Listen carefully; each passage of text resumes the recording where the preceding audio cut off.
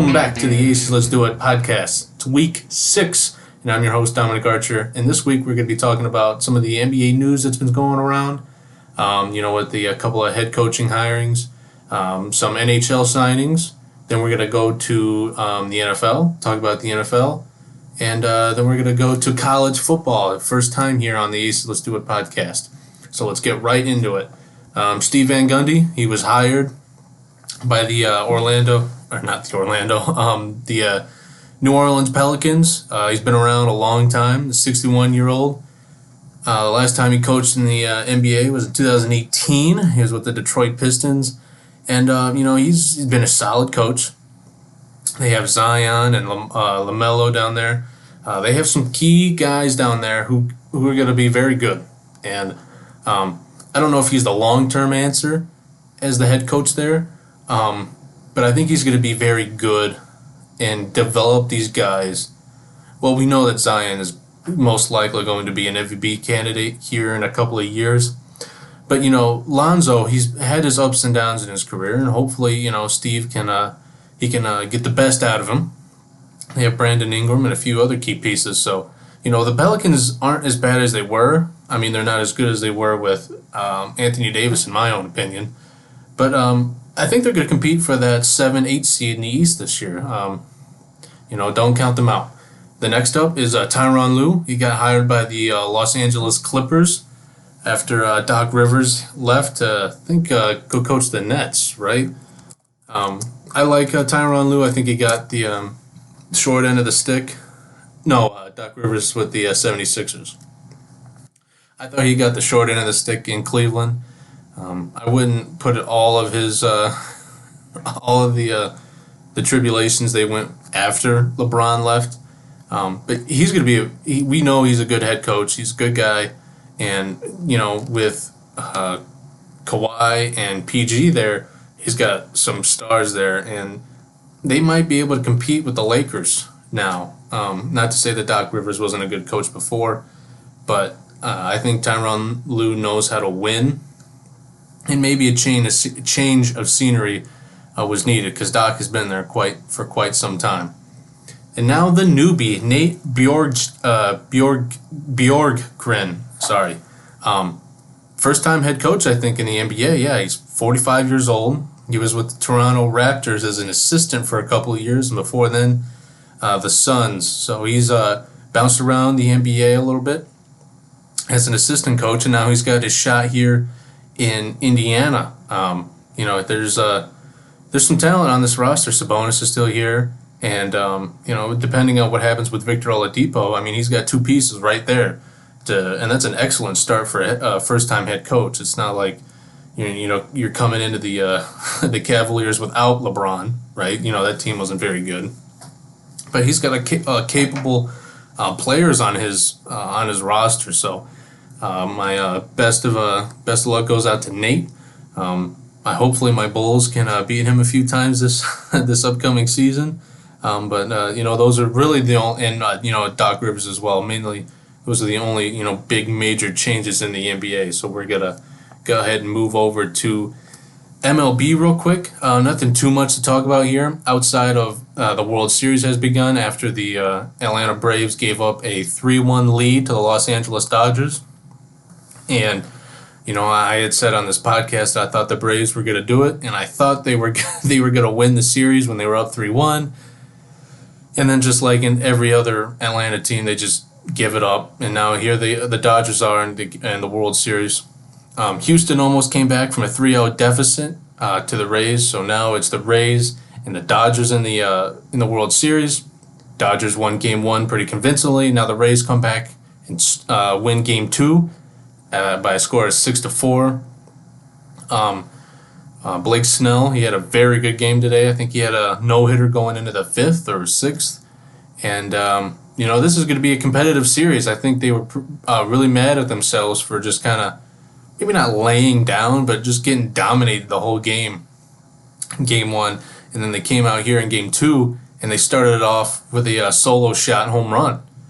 And I was like, all right, here we go. And then, Blake Snell's dealing, and they add on a couple more runs. And at the end, the Dodgers did mount a comeback, but, it was just too much. So it's a 1-1 series tie. I think,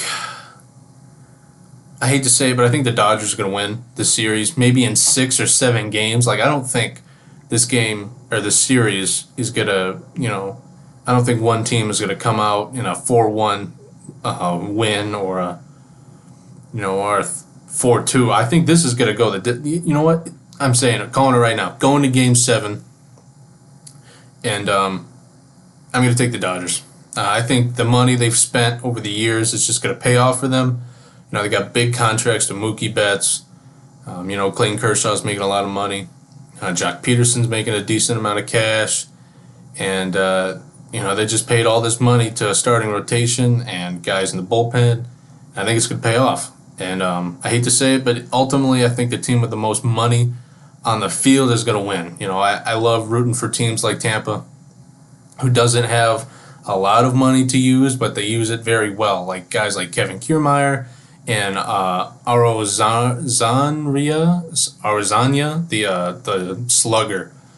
He's kind of came out of nowhere, and now he's slugging in the playoffs for the Braves. So, guys like that I like, but, I do think that the money is going to come through for the Dodgers. So, all in all, I think Dodgers are going to win in 7 games. We'll have to wait and see. We'll talk about it next week.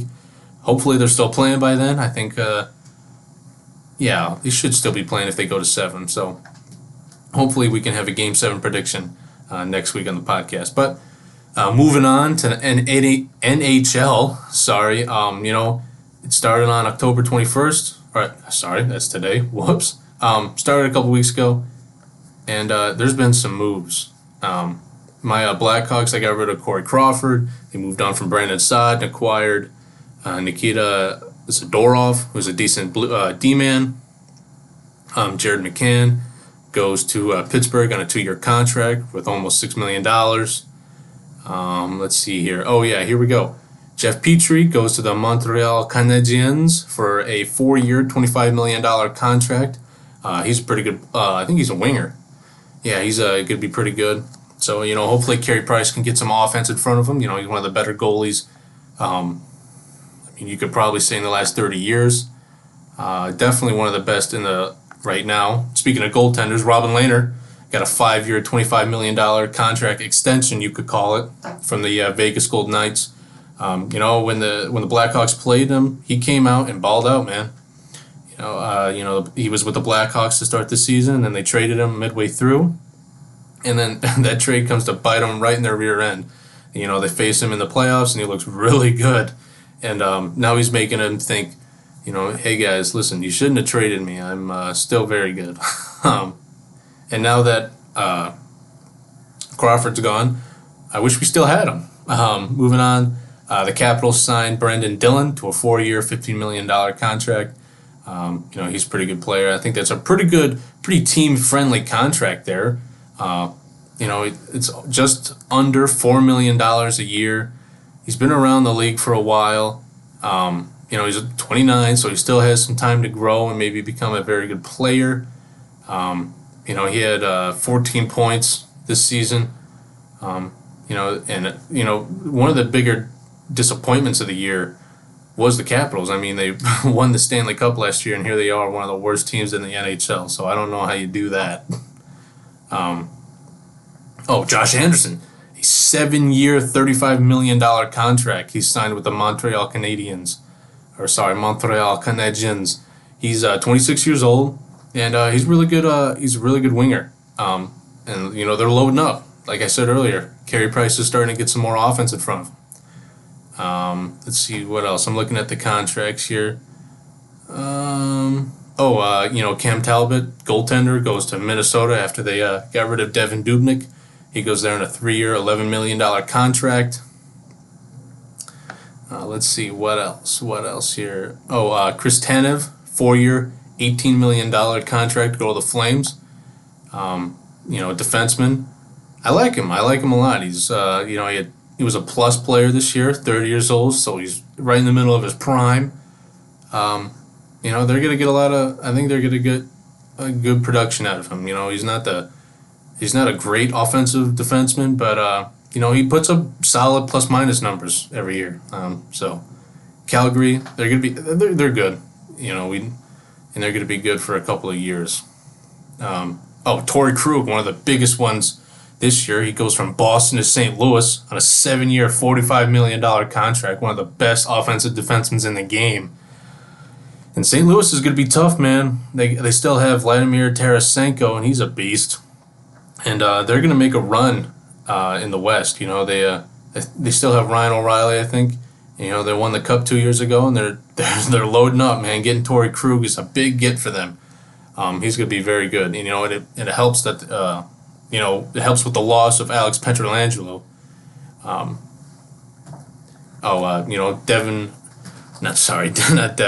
Dominic Kubalik signed a 2-year, $7.4 million contract extension. The young 30-goal scorer for the Blackhawks looked really good this year.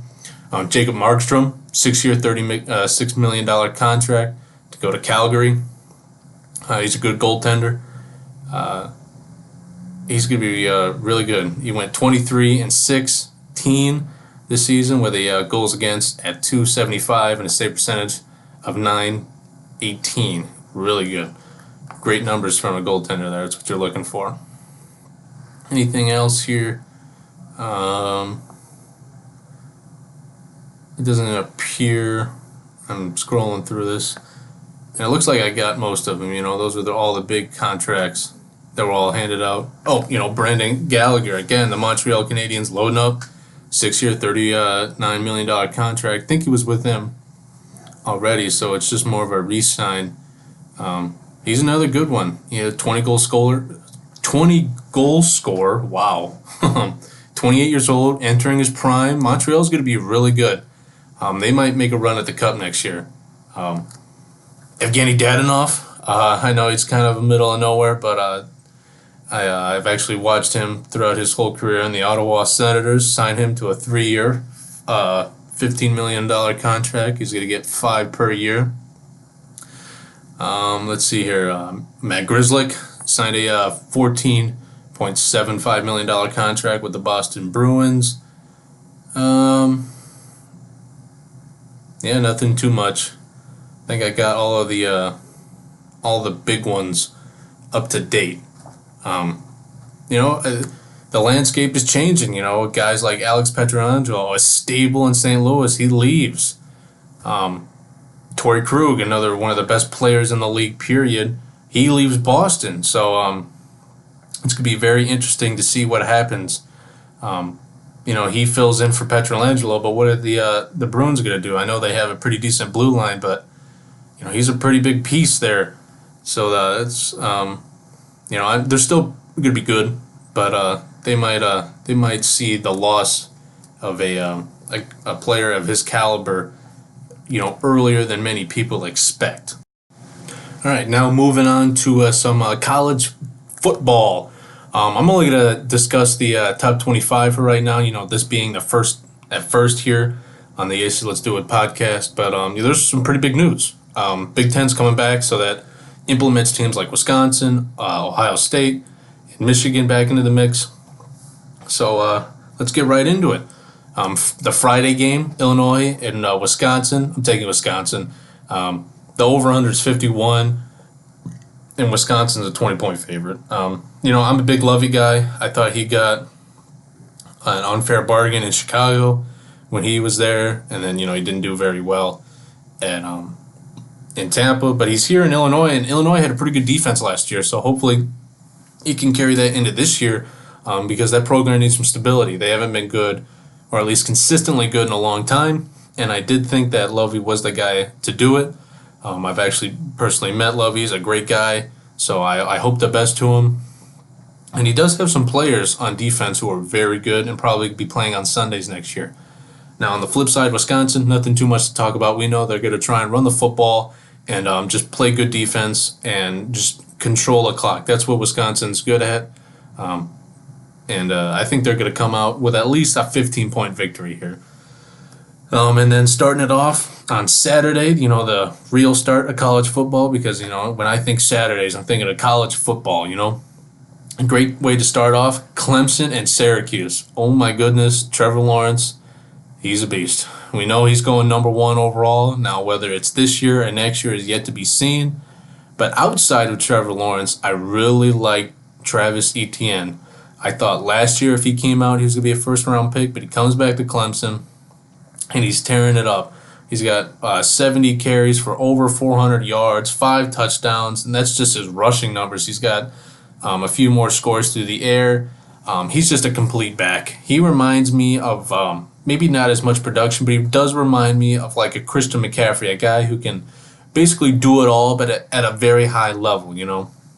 There's guys who have done it all, like James Starks, former Packer. He was a jack of all trades, master of none. He wasn't very fast, but he had some sure hands, and he could get some yards after contact. But Travis Etienne is going to be probably one of the top, 3 running backs taken in this year's draft. He's really good. And nothing too much to talk about Syracuse outside of their fall of grace. I know, this is a team that's competed with Clemson the last couple of years and was actually ranked pretty highly last year. And here they come out, now they're 1-4. Man, I don't know. It's I feel bad for them because I like teams that come out of nowhere and kind of surprise people. But the over/under is 61.5, and Clemson's a 46-point favorite. So it's not looking too good for the Syracuse this year. Next up, Nebraska, Ohio State. I think Nebraska's going to be a lot better than people think. I think Scott Frost, this is going to be the first year of where he's got he has his guys where he wants them, and you are going to see a physical brand of football. When he was at USF, they played physical and they scored a lot of points, and that's what he's going to look at of his Nebraskan Cornhuskers. They do have a tough task going up against Ohio State, who is just loaded on every aspect of the game. Justin Fields is going to be a top 10 pick. They have a solid offensive line, great running backs, great wide receivers. The D-line is amazing. This is a tough team to beat, and it's a tough task for Nebraska. Now, they're only a 26-point favorite as OSU. I still do think they're going to win, and I think they're going to win the Big Ten overall. But don't be surprised if Nebraska comes out and makes this a very competitive game. The way that Scott Frost likes to play, he likes to play physical at the point of attack, and he wants to run the ball. So hopefully, for his sake, he can control the clock and not give Justin Fields as many opportunities to sling the ball over the field like he has in years past. Next up, we have North Carolina versus North Carolina State. North Carolina coming off that upset last week. They dropped from, I think, number 5 to number 14. But don't look past that. They're still a very good team. Mac Brown has done a wonderful job with this program. Sam Howell is a great quarterback. They're going to turn some heads. They may not get into the college football playoff this year, but I think they're going to give well, you know what? No. I was going to say they might give Clemson a run at their money, but Clemson could beat the New York Jets. They're just that good. Now, on the other side, NC State has a 4-1 record. So, they're no slouch either. So this might be a very good game. I would not be surprised if this is a high-scoring, down-to-the-wire, maybe even overtime game. The game is going to be played in Chapel Hill, and it's going to be pretty warm, 81 degrees. So, I think a lot of points are going to be scored, and the ball is going to be flying all over the field in this game. Next up, battle for Kansas. Kansas and Kansas State. Kansas State, I like their program. They're always solid. They're never going to have the great players, but they're just going to have solid guys who, game in and game out, give it your best. Now, on the other side, Kansas, Les Miles is there, and, they've looked good, but they haven't, they're 0-4 for a reason. And I think this is year 2, right, of Les Miles. So he doesn't have his system or his guys in place yet. And there's questions at the quarterback position. Who's your starter?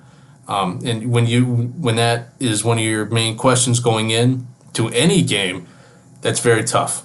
They've got 3 guys that have all played this year, and they haven't really stuck to one guy. And I just don't know what to say. In order to compete, you need to pick a quarterback and then stick with that guy until you believe it's time to move on. Now, you're only 4 games in, so I don't think that they've gone with one guy and said, all right, this is our guy, and then comes out and then doesn't do very well.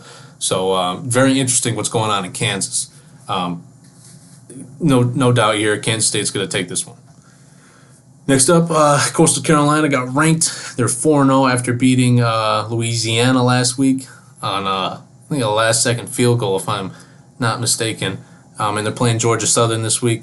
Both very good teams. I'm going to pick Coastal Carolina going this game. I mean, they're only a 5.5-point favorite, but I like the way that teams run. We know on special teams they can make crucial kicks. So if this is a close-scoring game and it's all going to come down to a kick, my bet is that Coastal Carolina is going to push it through. Next up, Florida Atlantic and Marshall. Look at Marshall, 22nd in the country, 4-0, coming out of Conference USA, playing Florida Atlantic, who's only played one game due to COVID, I believe. I like Marshall. I've always liked Marshall when Vinnie Curry was there, and Cato was the quarterback. I used to watch a lot of their games. And they were exciting, man. And now, here they are a couple of years removed from that. And Marshall is exciting again. I like the quarterback. Grant Wells, I think he's going to be solid. I don't know if he's ever going to make it to Sundays, but, what he has shown and through the first 4 games of the year, he's been very solid. I'm taking Marshall in this game. I just don't think Florida Atlantic has everything together. They haven't been really on the field all that much together, so I don't know if they're going to be a cohesive unit just yet. Maybe in a couple weeks, but I'm taking Marshall. Following that game, Alabama, Tennessee. No question here. Tennessee came out, looked good for the first couple of weeks, and now here let's not talk about it. We know Alabama's going to come out, probably score about 60 points, and then go home with a 64-17 win or something. Tennessee will probably score late in the game, but Alabama all the way. This is a rivalry game that I wish was more of a rivalry than it actually is. In the last few years, it hasn't been very competitive.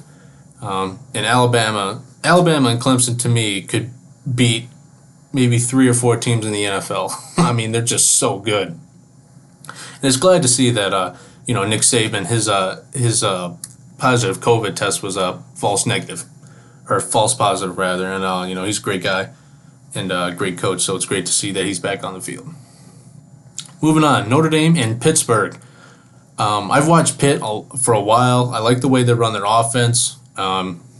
They put a couple of wrinkles in here and there, and they make you really think on offense. And we know Notre Dame. They've got Ian Book. He's good. He's got 700 yards, 3 touchdowns this year through the year. Not Chip Kelly. What's his name? Chad Kelly, is that his name? The head coach there. He's been there for a while. I like Notre Dame, but I think I'm going to take Pittsburgh. I got a sneaky feeling that they might come out and actually upset Notre Dame. Notre Dame every year gets ranked really highly, and then at some point in the year, they fall apart. Like a couple years ago, now they won against Northwestern, but Northwestern gave them a run for their money, and I think Pittsburgh can do the same here. So I'm gonna take Pittsburgh in the upset here. Notre Dame's only a 10.5-point favorite. Nothing too outrageous. So if Pittsburgh gets a couple of key stops, maybe at the beginning of the game and set the tone, would not be surprised if they come out of this game with a W. Next up, Brock Purdy and his Iowa State Cyclones go up against Oklahoma State. Chuba Hubbard is one of the best running backs in the league, in the country rather. So if Iowa State can hold him down, they have a very good shot at winning this game. A lot of people are high on Oklahoma State. I like Mike Gundy. I like his offense. But Iowa State has come to play, and Brock Purdy is going to be playing on Sundays, and he might go higher than people think. I really like his game. I would not be surprised if he goes in the back end of the first round and maybe the beginning of the second. I think there's going to be a team that's going to take a shot on him because I think the talent is there, definitely. However, I'm taking Oklahoma State because, like I said, Chuba Hubbard is so dominant, And we know that Oklahoma State's going to want to throw the ball all over the yard. But he is very good at what he does. He's a great inside the tackles runner. And if Iowa State can't contain him, they're done. There's no way you're going to win this game if you can't control Chuba Hubbard. Moving on. Penn State and Indiana. Penn State all the way. Indiana has been up and down the last few years, more down than up. And even when they are doing okay, they win like 6 games. Coach Franklin there at Penn State, he's done a great job with the program from when he got there. And they just have playmakers all over the field. This is going to be a blowout game. I know PSU is only a 6.5-point favorite, but I wouldn't take that. I would definitely take the over in this game. I think they're going to score a lot of points on this Indiana team. Next up, number 19, Virginia Tech goes to Wake Forest. I'm taking Virginia Tech in this game. Khalil Herbert is a very good running back. He's got almost 600 yards on the year and 5 tutties. I think he's going to run up and down the Wake Forest defense, and they're probably going to score. I mean, the over-under is almost at 70 for this game at 68.5. So they're probably going to score about 40 points, I believe. And Khalil Herbert, I think, is going to have a big game. Wake Forest, to me, I don't know. They're more of a basketball team to me, like a basketball school, rather than a football school. And I don't know. I just never have confidence in Wake Forest to really get anything done.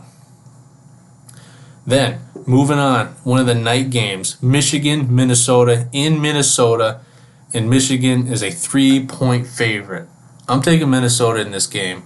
I can't think of his name right now. Or Tanner Morgan, that's it. Tanner Morgan is a great quarterback. He rivals Brock Purdy. I think both of them are going to be back at the end, first-round picks in this year's draft. I like Minnesota, man. PJ Fleck has done a great job coming from Western Michigan, and now he's here in Minnesota. He's been here for a few years. He's got his culture in. Tanner Morgan lit it up last year. I really liked him. And don't be surprised if Tanner Morgan does what Joe Burrow did last year. Now, I'm not expecting Tanner Morgan to throw 60 touchdowns and over 5,000 yards. I'm just saying having an explosive year after having an average year. I really like this offense.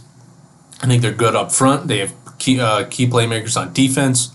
And I think they're going to give Michigan all they can handle. Now, Michigan is a very good defense. A very good team with a very good defense and playmakers on offense. It's going to be very tough for Minnesota, but I think they can pull it out. Minnesota's ranked number 21, and Michigan is ranked 18. Now, obviously, this is the first game of the year, so we really don't know what we're getting from each team. But if I'm willing to bet just based off of last year's tape, I'm taking Minnesota over Michigan. All right, the 7 o'clock game in Coral Gables. It's Miami, Virginia. No doubt about it, Miami's going to win this game. Virginia is struggling right now. They're 1-3, and De'Aaron King is having a Heisman Trophy-worthy season right now. He's got over 1,000 yards passing, 10 touchdowns. He can run the football with effectiveness. Miami's playing great defense, and I think it's going to be between them and North Carolina, who's going to take the number 2 spot in the ACC, because no one's catching Clemson. But Miami's going to make it to a New Year's Six Bowl. I guarantee it. They are very good in both areas of the game. They got good defense, good offense. And usually, when you have that, you're very good. And Miami's been very good this year. The 8 o'clock game, number 9 Cincinnati goes up against number 16 SMU, taking Cincinnati. Love the way this program is run. They're in the American Conference, so they don't get a whole lot of attention. And for them to be number 9 right now, it's a huge win for them and the program as a whole. For the last few years, maybe going back to when Travis Kelce was there, this team was competing. Maybe not at the level they are now, but they were winning 9, 7, 8 games a year and being very impressive. I know last year they were ranked pretty decently last year, and they were pretty good. So I'm taking Cincinnati this game. Not to say that SMU isn't a bad football team. I think they are good, and they are favored in this game. So, Shane Buechele, he's got 1,700 passing yards this year and 12 touchdowns. I mean, they're throwing the ball all over the yard. But I'm going to take Cincinnati, and I'm not only taking them because of the ranking. I just think that their offense and their defense is just solid, and SMU they're a one-trick pony, and if you can stop them, there's no pun intended there. But if you can stop them, I think Cincinnati's going to come out of here with a W.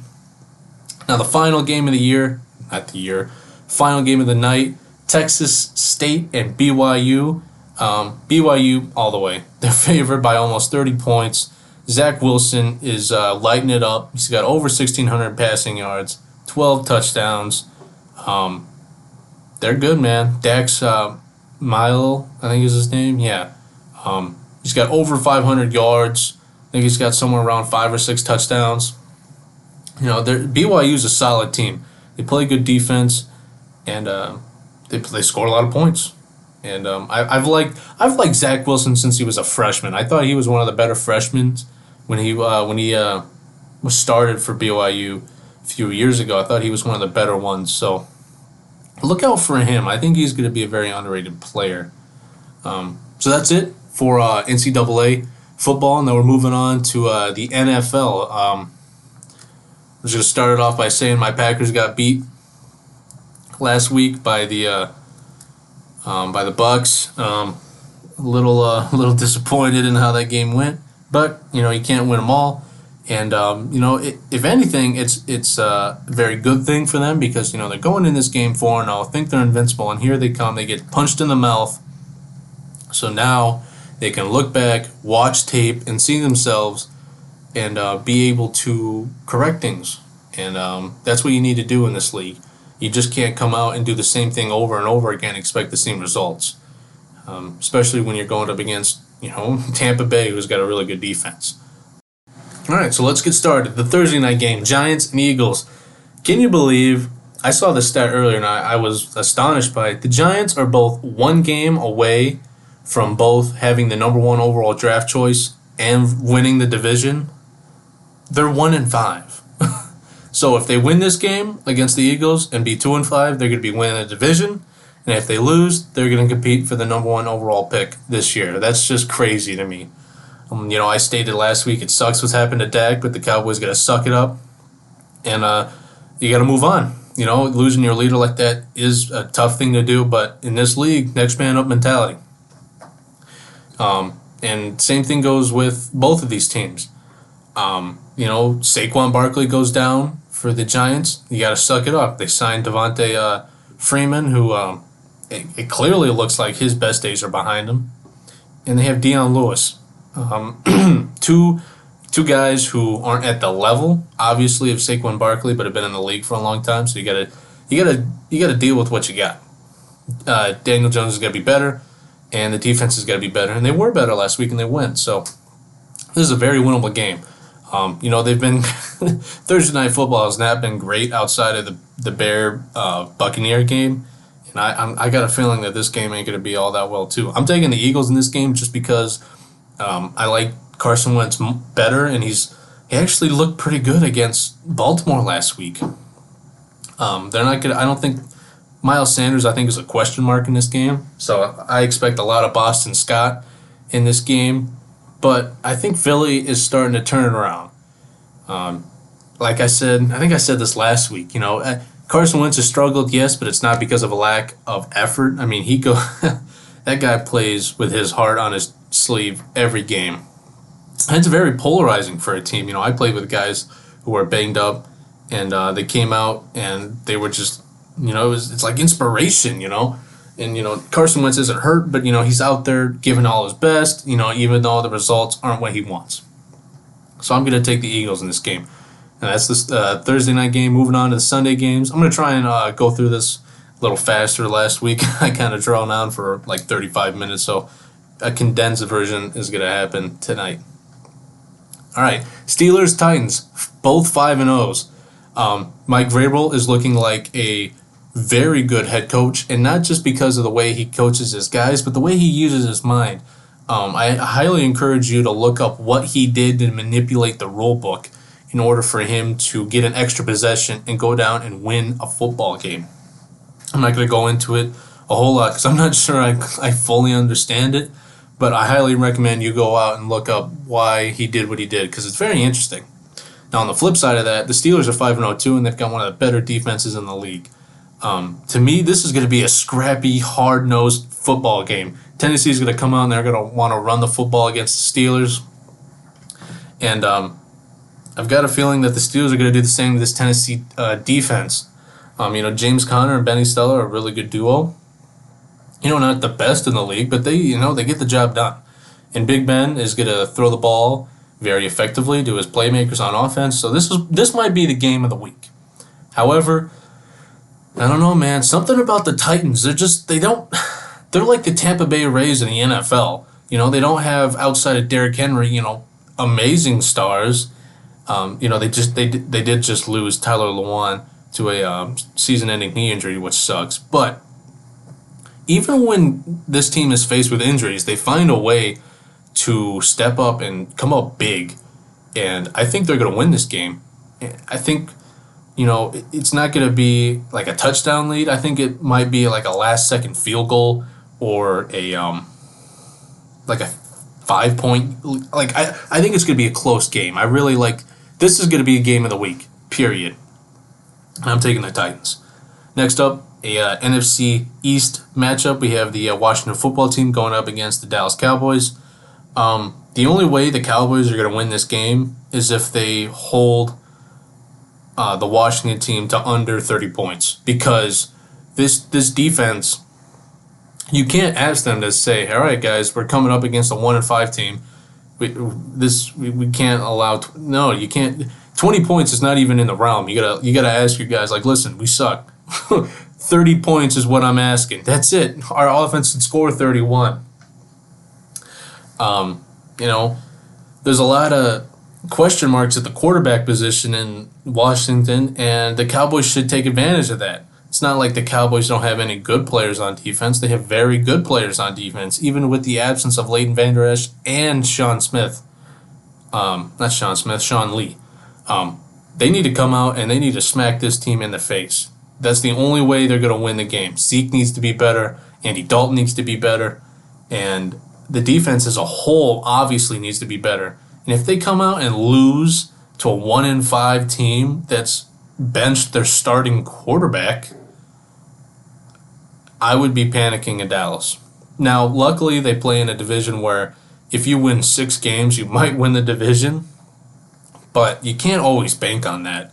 You need to win the games that you should win, and this is definitely a game where Dallas should come out and win. However, I'm taking the Washington football team this week just because Dallas's incompetencies on defense. Next up, Bills against one of the New York teams that's not named the Jets or not named the Giants. The Bills are going to win this game because the New York Jets are absolutely horrible. And yes, they're getting Sam Darnold back, but I don't think that's a very good upgrade.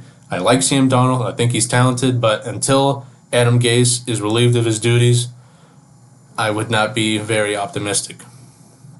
Not a lot to talk about. The Bills are going to win this game by probably 30 points. Moving on. Carolina at New Orleans. Now, this might rival the Steelers-Titans game for game of the week. Yes, the Panthers came out and lost an ugly game against the Bears last week, but there was some very encouraging signs. The defense got a couple of turnovers. The offense actually moved the ball on one of the best defenses in the league. Now, granted, they couldn't get the job done at the end, but they were running the ball with effectiveness. Teddy Bridgewater had a little time in the pocket to make things happen to Robbie Anderson and David Moore, and I've got a feeling that they're going to come into New Orleans and win this game convincingly.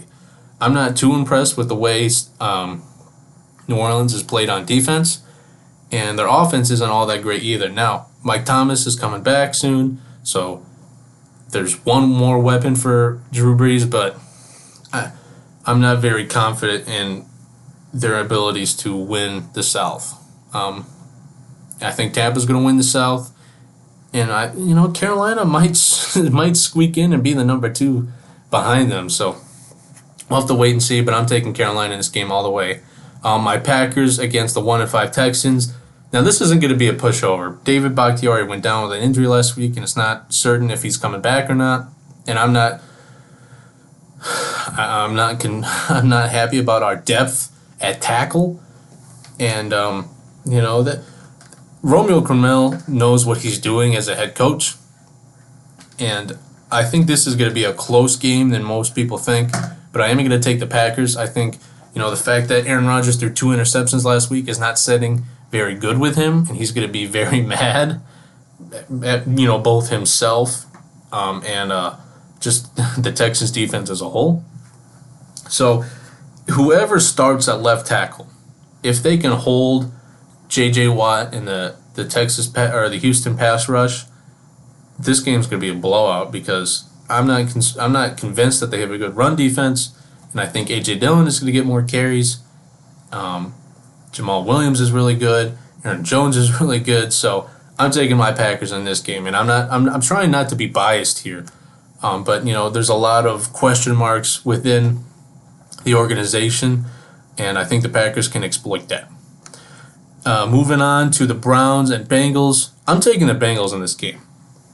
Baker Mayfield was benched last week, and I think he's going to try and come out and do too much with the football because that's just what Baker is. He's an extreme competitor. Some of that does come with cockiness, and we know that.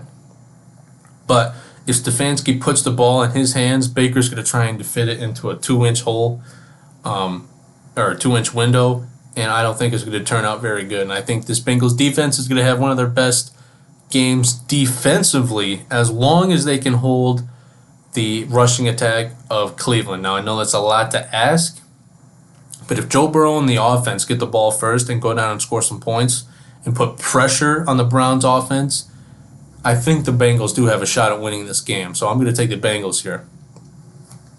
The Lions at the Falcons. I'm just going to go ahead and say it. I'm taking the Falcons in this game. I really like Matt Ryan against this Matt Patricia defense. I think Julio Jones is going to go off. Calvin Ridley is going to go off. And I think Hayden Hurst is also going to go off. I'm not too convinced that the running game has, found all of its, or has worked out all the kinks yet. But this passing game we know was great. And there's a lot of question marks whether or not Matt Patricia is staying after this season. And, they don't have a great defense, do the Lions. So I think the Falcons are going to take advantage of this defense. Now, I do think Matt Stafford is going to come out and light this Falcons defense up. But I think the Falcons defense is going to make 1 or 2 key stops, maybe at the end of the game. And the Falcons offense is just going to be too much for the Lions defense, so that's my pick. Moving on to the afternoon games, we're going to have a good matchup here. Seattle is going to Arizona, and I'm taking Seattle in this game just because of the physical nature they play the game. They're very, very strong at the point of attack. Russell Wilson finally has a competent offensive line in front of him, so he doesn't have to run for his life. And DK Metcalf is a rising star in this league. And, I think they're starting to figure things out on defense. I mean, they're 5-0 for a reason. And the Cardinals are 4-2. They have pieces on defense, but they lost Chandler Jones. They did play a kind of weak. Let me take that back. They played a horrible Jets team, so they looked good on offense. So I think that's eye candy. Kenyon Drake hadn't really done a whole lot until that game. So if the Seattle run defense can hold him and put the game on Kyler, I think they got a pretty good shot holding them under 20 points. So I'm taking Seattle in this game. A battle of 2 teams with 1 win. Jacksonville going to, I almost said San Diego. Los Angeles, the Chargers. I'm going to take the Chargers in this game. I think Justin Herbert is finally going to get his first W as a starter because he's looked really good in his playing time. He threw 4 touchdowns a couple weeks ago. and he's starting to learn NFL defenses and learn the nuances of being an NFL quarterback. And Jacksonville defense isn't very good, and Gardner Minshew hasn't looked great the last couple of weeks. I mean, he's thrown some interceptions during some key points of the game. So I'm going to take the Chargers defense to, I'm going to predict that the Chargers defense will hold Gardner Minshew in the passing attack of the Jacksonville Jaguars under 20 points and take a dub for their team. Next up, Patriots and the 49ers. Now, at the beginning of the year, this was looking like a marquee matchup. Not so much anymore. Cam Newton is coming back. No, he came back last week. That's right. Came back last week and didn't look particularly good. And Jimmy Garoppolo finally had a bounce-back game after not looking very good in his limited time, because he got benched. But I think this is just going to be an average run-of-the-mill game. I'm not going to be too excited to watch this game. The 49ers defense hasn't been what we've cracked it up to be. Obviously, they lost two key pieces, but, you got next man up mentality, and they haven't been very good. I think just because I'm going to take the better coach here, and I'm going to take Belichick. I think he's going to find a way to manufacture some offense because his team has struggled to score some points and move the ball. But he's just so smart. I think he's going to find a way to move the ball effectively against the San Francisco defense. Last afternoon game of the Sunday, Chiefs and Broncos, no doubt about it. Patrick Mahomes has to come out and light this Broncos defense up. They don't have Von Miller and a couple other guys on defense. Drew Lock is coming back, but this is his first game back in a couple of weeks. Melvin Gordon, he had that, he had a little incident last week. And I don't know, I'm just not very... there was a lot of promise here before Lock went down and a couple of key guys on defense. But now it's just, I'm not very confident that this team's going to win more than 7 games. If they can even get there, I think they're going to win 5. And then the Sunday night game, the Raiders against the Buccaneers. I'm taking the Raiders. Now, the Raiders have a great offense, but they're also going up against a great defense. But I think John Gruden is going to get his guys on defense to hold Tom Brady in this passing attack of the Buccaneers better than they have ever done against any team this season. Derek Carr is looking really good. They've got a great running game. Darren Waller's a great tight end. Henry Ruggs is starting to come into his own. So they're going to be able to score points on this defense, I do believe.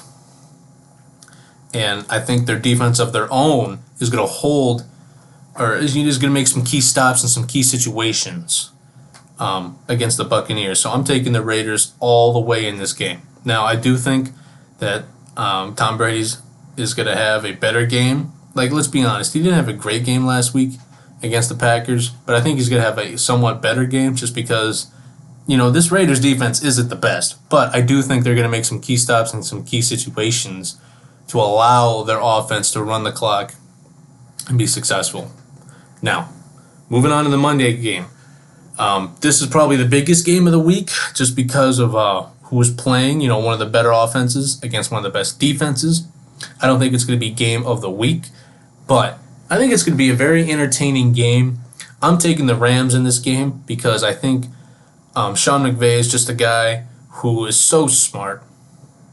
And the Bears, the last time these guys played, I think, held them to under 20 points, and McVay knows that. And that guy has a photographic memory, and he's going to come up with some interesting play-action passes that are going to trick this pass rush of the Bears to maybe collapse and miss a gap. And I think he's going to get the safeties to bite as well. Don't throw to Kyle Fuller. Kyle Fuller's having a really good year.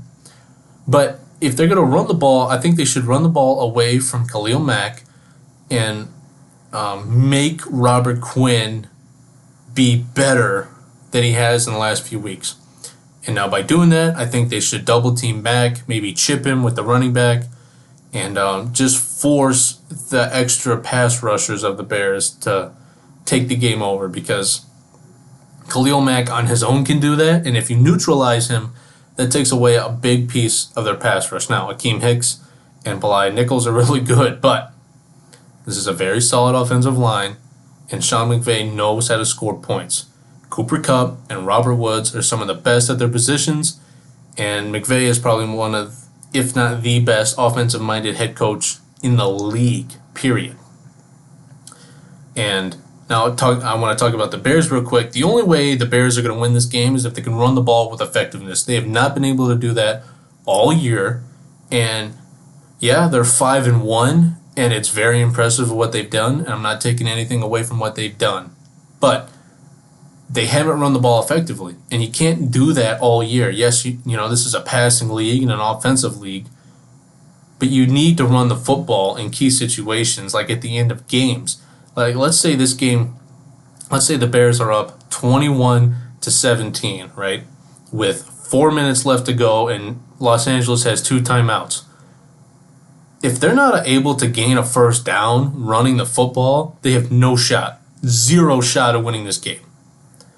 So hopefully, Nagy's got his guys geared up and ready to run the football, because that's the only way they're going to win this game.